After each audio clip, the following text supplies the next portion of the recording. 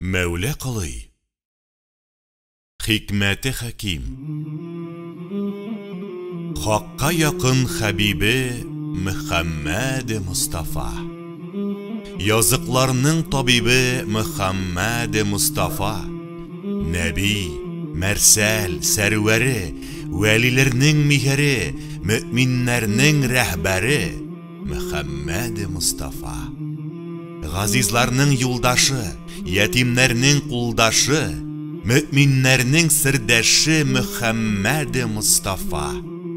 Хак Тәгалә рәхмәте, якын булды кырбәте, Ислам динлек өммәте Мөхәммәд Мустафа.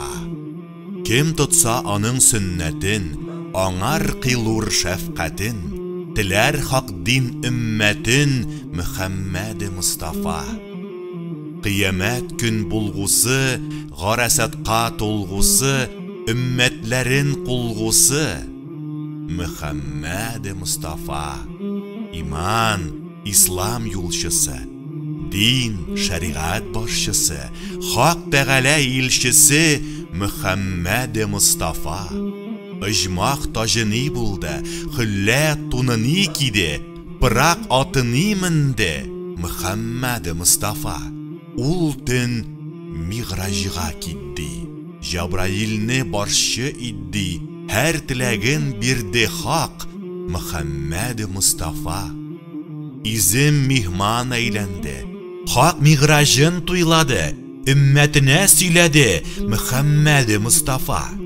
18 мең галәм гаян, раст бел, тотма гыман, җөмләсен күрде тәмам Мөхәммәд Мустафа. Мәулә Кылый, бу өммәт дин киру калма рәхмәт дин, өмид тоткыл шәфәгать дин Мөхәммәд Мустафа.